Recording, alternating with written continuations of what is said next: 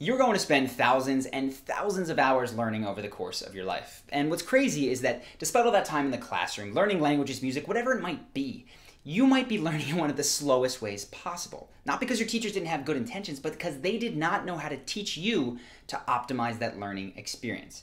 The good news is this. There are ways, principles that you can apply to everything from martial arts to business that are going to help you lap the competition. You can learn much faster than you are. So right now, think of something in your life, one thing that you are trying to progress in. Apply these 5 tips and watch as you just go crazy, crazy fast through the learning curve. First thing is this. Measure a smaller unit of success. And to illustrate this point, think of 2 salesmen making outbound sales calls. First salesman, he wants to measure whether he's successful in that call, he makes the sale, or whether he isn't, he doesn't make the sale. Good thing to measure. Second salesman says, yes, I want to know those things, but I'm going to go smaller. I want to know first milestone, is the person staying on the phone with me for 10 seconds? Second milestone, did I finish my entire 30-second pitch? After that, did they ask me a buying question within the first 2 minutes? And so on all the way through to the close.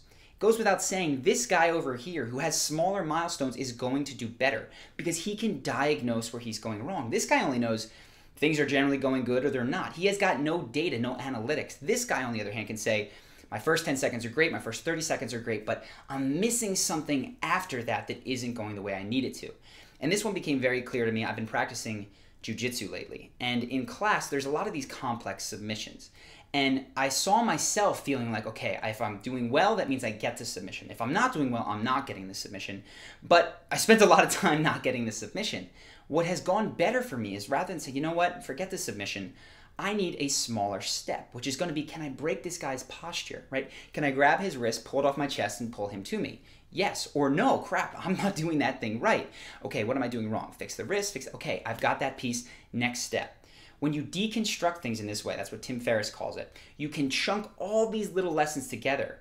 And that makes the learning process at the end. You just reassemble these pieces and you will fly through the learning curve. So that's the first tip. Second tip is this. When you're thinking of this thing, pick only one thing at a time. And I see this all the time, right? People ask me about the channel. They come in and they say, Charlie, I've watched all of your videos. I've seen them twice, seen a ton of improvement, but I'm kind of hitting a plateau. What do I do? And I never tell them, go ahead, watch a third time all 60 videos. That's not the right thing to do. The right thing is to pick the one video that had the tip that could be best for you, because you know your own self, right? Pick the thing that's going to be best for you and apply that until it becomes an unthinking habit. When we teach our programs, we've done a ton of different ways. We've done weekend boot camps, we've done group classes, we've done one-on-one Skype coaching. By far, the fastest improvement that I've seen in my clients comes from the online program that we have that walks people very specifically through things. Okay, week number 1, first impression. Week number 2, we've got the first impression, we're gonna move to confidence. Week number 3, conversation, going chronologically. And then within that first week, it's eye contact, tonality. Each day has just one thing that they're going to focus on. And what this enables you to do or someone to do in any area is that you get to focus on that thing without having your mind just be flooded with, I gotta do this, and then I gotta remember how to finish the submission. You get to focus on one thing, make that a habit, and then move along. So that's the second tip. Third tip. People get this one wrong, I think, from college, and it's that if you have a set amount of time to dedicate to any sort of learning endeavor, you are much better off spending that time a little bit every day than you are in one batched process. There's some things in life that do better in batching. Learning is not one of them because learning comes from repetition, right? I see people in college, they go, but wait a second, I crammed for my last test. I did fine, 8 hours straight, I studied. Yes, but how much did you remember 3 days later? If you're trying to build a skill, you're trying to rewire your brain, create new neural pathways. Say you're playing the piano.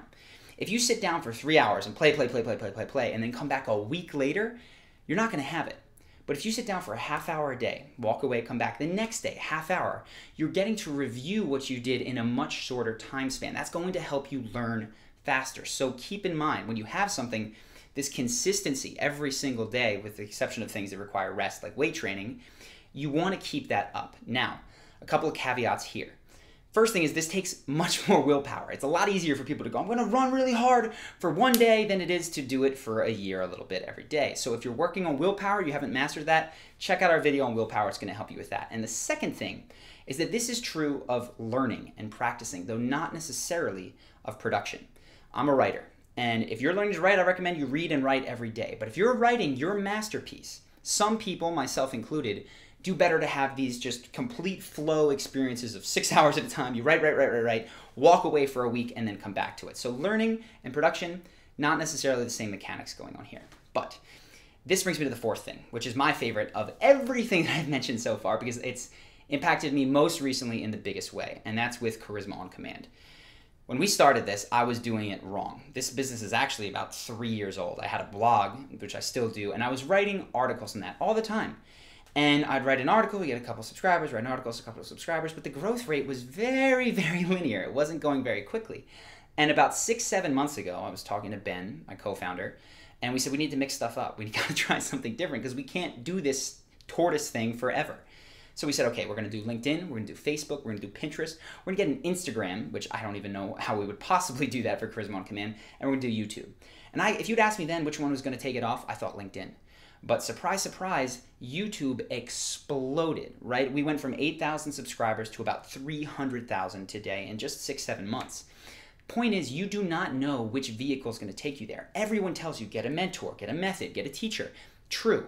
But when you're first starting, pick a bunch of different mentors. Pick a bunch of different methods. Good news is, introductory class for a lot of people is discounted or free. So when you're starting, say, improv comedy, go to a bunch of different clubs. Find the one that works for you. Once you find the one that is making you grow the fastest, that you like the most, double down on that. And that's what we've done with YouTube. For the last several months, all my energy's gone into YouTube.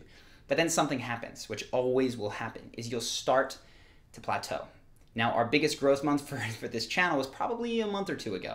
And since then, things have kind of leveled off, which tells me that yes, this is still a worthy investment of my time, but something needs to be tweaked. Something needs to change. Maybe I need a different style of video. Maybe now that the business is at a different spot, I invest in ads that I would hate to bombard you with before every video, but maybe we need ads on the YouTube channel. Maybe we need to find mainstream coverage. Maybe we need to take our book and get a book deal, which, by the way, shameless plug, if you have an agent friend or know someone that does self-improvement nonfiction, please email me, Charlie@charismaoncommand, because that's one of the angles that we're looking at to take us to that next exponential growth level. But the point is this: at the beginning of any endeavor, mix it up. Get a bunch of different teachers, a bunch of different methods. When you find one that works, shut all the rest out. Stick with it while that growth is going crazy. And then when it starts to level off, you go back to that, okay, something new. I'm in a new stage. I need a new teacher.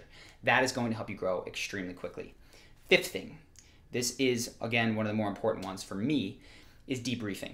And I've been thinking a lot about jiu-jitsu lately. That's kind of what inspired this video. But I see things, people have a lot of pride. And when they lose, they want to act like oh, I got it. I knew that I shouldn't have done that. The truth is, I have no idea what I should and shouldn't do. I'm getting out there, I'm getting beat all the time. But whenever I get beat and I don't know what happened, I say, hey man, can you show me what you just did there? He'll walk me through it. Yeah, you did this, that. Okay, how do I avoid that next time? And he'll say, well, you had your arm really far extended. When you're doing that, you want to keep your arms in tight. And I say, okay, great.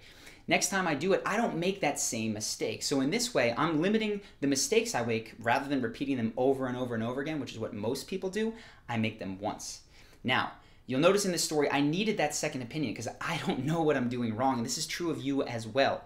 Quick story to illustrate the point. We had a guy in our program, Charisma University. He was doing very well with the program, but one area of his life he was struggling in. And he was trying to get interviews for this scholarship. He had 5 interviews set up to get scholarship programs for tech. And he'd had 4 of them, and he'd missed them all, despite the fact that he was by far like the most qualified candidate. I'm talking a kid who has won national awards for technology, his GPA, every single like brainiac thing was there.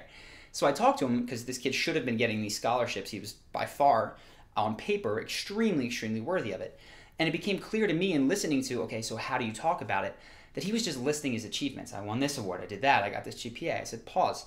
I think I know what's going on here, is that you're not connecting with these people. So tell me, honestly, like, what is it you love about technology? Why do you want to do it in your life?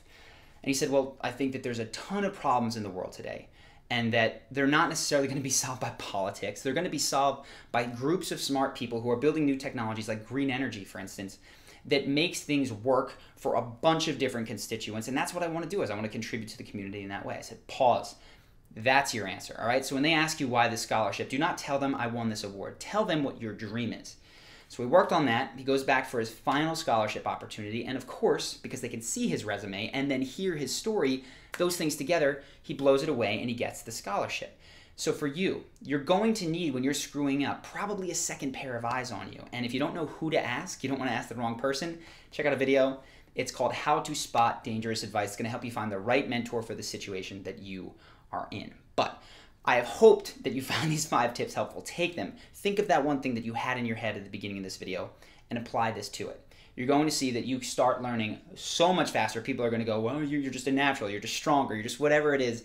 It's incredible how quickly this helps. So if you found this helpful and you have not yet done so, subscribe to the channel. We've got videos like this. We've got the charisma breakdowns, which I mentioned, which will still be coming. Even if we change our strategy, I'm going to stick with YouTube. I love doing this stuff.